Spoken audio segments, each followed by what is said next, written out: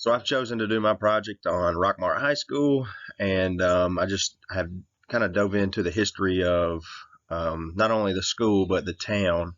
And throughout this presentation, you'll get to see how the town has influenced the school. So the first formal school that was established in Rockmart was called the Piedmont Institute. Colonel Seaborn Jones, he donated the land and put forth $10,000 to convince the Northwest Georgia Methodist Convention to have the school built in Rockmart.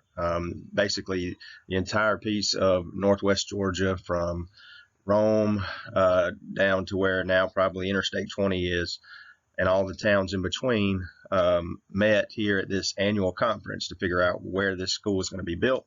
And again, it was the Methodist Convention, so they're the ones that kind of ran this school. But so when this school was built, there was only education in Rockmart up to the 6th grade. And due to the child labor laws at the time, many families had their children work their farms or work with them in their factories from the time they were as young as about 8 years old.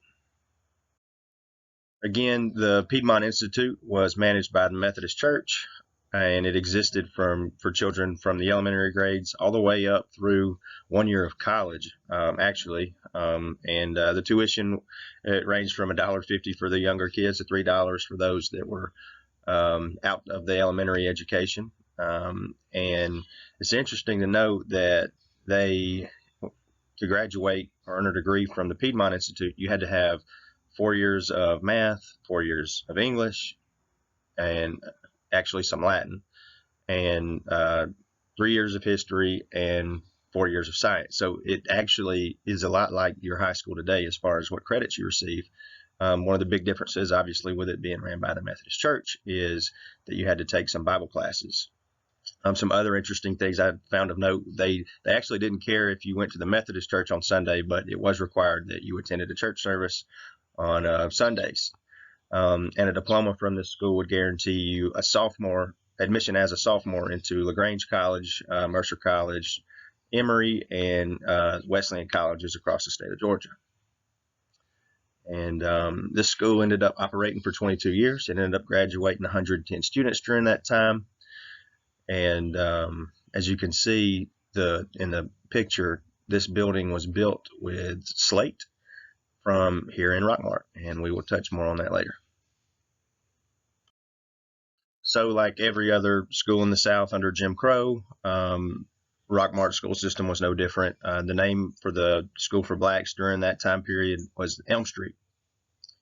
It existed obviously for your African American community and their education. The school began in Zion Hill Baptist Church, which, quick side note, Martin Luther King Jr. actually spoke at this Baptist church. Not the existing building where the school existed, but that building ended up being burned down for whatever reasons and was rebuilt. And in that new building, that's where MLK ended up speaking, MLK Jr. So cool side note I found out while I was doing some research here about Elm Street High School. But again, it existed as an opportunity for African Americans during segregation. Some cool things to note were that early on, there was just a huge push for extracurricular activity in Elm Street, which I thought was different from what I could find, at least in the Piedmont School and even some early Rockmart High School research. One of the big pushes, obviously, from Elm Street was your extracurricular things, and they had home ec and industrial arts also pushed as early as the 1940s, which I thought was very cool. I don't think that many school districts were pushing anything outside of their traditional classes. So interestingly enough, the community was the one that 100% funded the school. So I talked about how the church started in Zion Hill Baptist Church, and that church ended up burning. The community raised the funds to build the actual Elm Street School, which still exists just a few miles from where I'm sitting. And it's a beautiful building, and it sits vacant now and has for the last 15 years. I wish that we could find some purpose for this building, or at least they would let me go in and look around, because there's a lot of history there that needs to be uncovered. and it's hard to find information on Elm Street School. Basically, the only thing I could find was from a newspaper article in the Rome News Tribune that was published. I think it was 3 years ago. We can look in my references. I have it listed, but they they interviewed this woman that had graduated from Elm Street High School and just asked her, what she could remember and what it was like. And it's a really good article. I have it linked here at the end of this paper if you're interested. I think it would be a good read that you would enjoy. So as we talked about earlier, the Piedmont Institute closed its doors in 1912. In this same year, the city of Rockmart decided to purchase that building so that they could continue to educate their students. Ironically enough, the Georgia legislature in this same year started to fund public education throughout the state. So it was a super easy transition for those in Rockmart because there already existed a building for them to educate their students. Obviously, this school only existed for white students up until integration in 1967 and 1968. An interesting thing to note that during this time period, Rockmart is able to claim a football national title. And the way that worked is this guy pictured, his name is Max Mason. He was named by the Atlanta Journal-Constitution as the back of the year. Basically, before this year, Rockmart was terrible in football. I think they were 3-5 the season before, and they went back to about 500 the season after. But during his amazing season, his senior year, they went undefeated. They went down to Valdosta and played Valdosta for a state championship, ended up beating Valdosta by like 20 points. And then since they won that game, they were awarded a game in Columbus, Georgia against a team from Massachusetts. After winning that game, they finished the season undefeated. And now people from Rockmart lay claim to a 1950 national title in high school football. An interesting note, Max Mason ended up playing football at the University of Kentucky for Bear Bryant after he left Rockmart High School. So it's impossible for me to talk about education in Rockmart without at least giving you the context of the community in which the schools exist. Rockmart has always been a blue-collar town. There's a Goodyear plant that has existed in Rockmart from the 1920s. Some cool things about that Goodyear plant are that they created rafts that were used in World War II.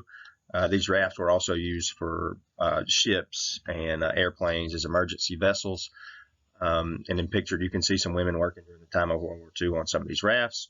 And also pictured, you can see that big Mickey Mouse balloon. So that was designed here in Rockmart, and not only designed, but created here in Rockmart for the Macy's Thanksgiving Day Parade. And since the Goodyear plant has operated opened in 1929, over 92 balloons have been produced for that Macy's Day Parade. So I just wanted to give you a little bit of background about kind of what people do here in Rockmart for a living. And the Goodyear plant employed a large majority of the people that lived in Rockmart. Actually, at the opening of the Goodyear plant in 1929, Rockmart's population doubled in that first year of its operation. So that tells you just what kind of jobs people worked and still work here in Rockmart.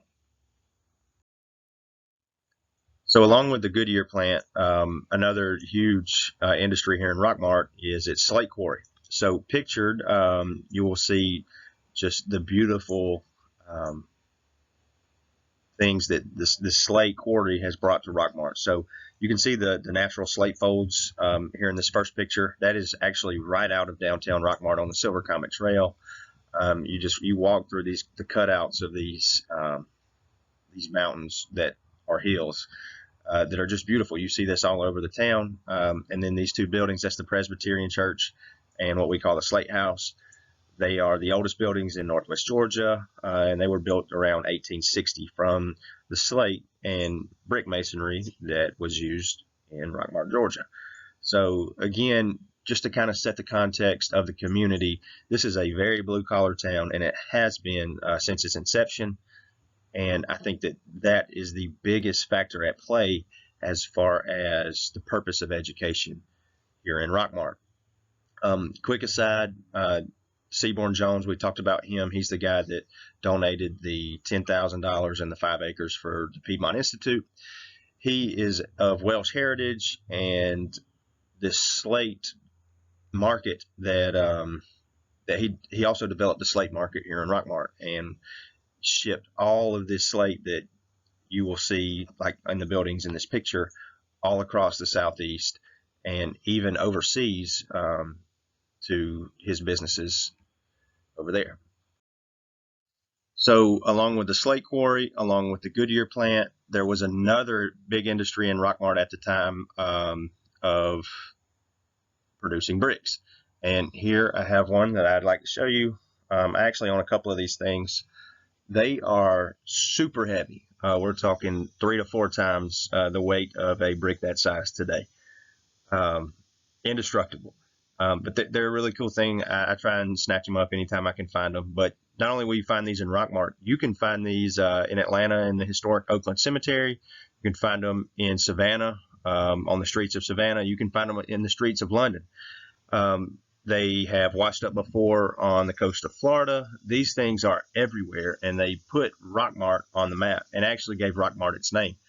Rockmart was at the time went by the name of Van Wert, but because of the slate industry and this brick industry, they became known as the Rock Market of the South, and hence got the name Rockmart.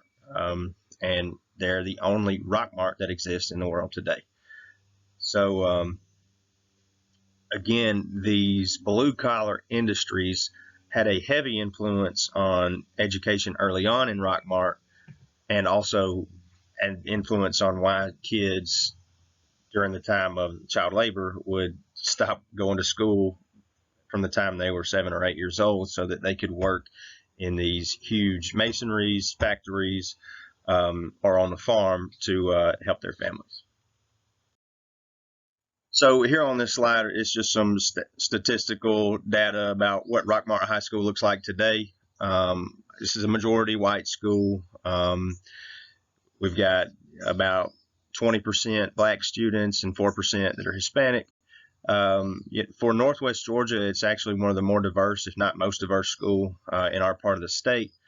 But what I want to note is that we still heavily push our students to select a career pathway here in 2020, which a lot of school districts do. But I think that, at least as far as my teaching experience in the schools that I've been in, it is a heavy focus here in Polk County at Rockmart High School. And I think it still today is influenced by all the businesses and the opportunity that the students have here in their community with just jobs that are going to be open as soon as they graduate from Rockmart High School.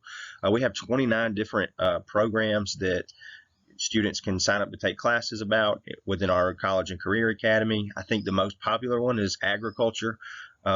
This is still very much a farming community, and many of our kids have a ton of experience before they even get to high school in the agricultural field.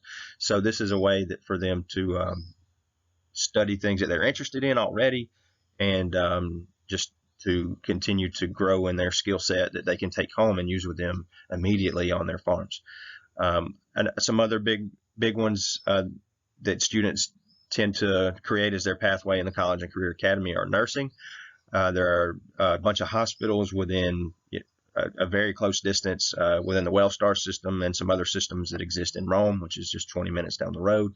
So our graduates from the College and Career Academy that would select a track like nursing, they graduate with their CNA license. So they can immediately graduate high school and go get a job in one of these hospitals. And that has just created a huge benefit for our students as they are ready to work and can use the knowledge that they already have and grow in it, and also immediately use it when they go home every day to their farms or to jobs that they work around the community. We talked about the brick masonry that existed in Rockmart. That's kind of turned into like a cement thing with C.W. Matthews now. Many of the students that I teach today, they hold part-time jobs with C.W. Matthews, so they go and they learn about the ins and outs of logistics or just the business side of the operation for the companies that they already work in and are doing kind of some grunt work for at the moment. But we're giving them training in high school just about the ins and outs of the businesses that they're already a part of. So I think that that's really unique about Rockmart High School, but it also just shows that the blue collar heartbeat of this town has always influenced education and still does today in 2020. This slide just sums up what I said on the previous one, but it also contains a picture of our new campus at Rockmart High School, and I thought that the building was beautiful, and I wanted you guys to see it. And here are the references I used to come up with this PowerPoint. I did mention the reference on Elm Street being a really interesting read. If you are interested in that kind of history with our old African American schools, I highly suggest you read it. It's a short, cool story of just the history of that school. That is by under the name Owens, and then at the end of the reference, you will see the URL to that newspaper page.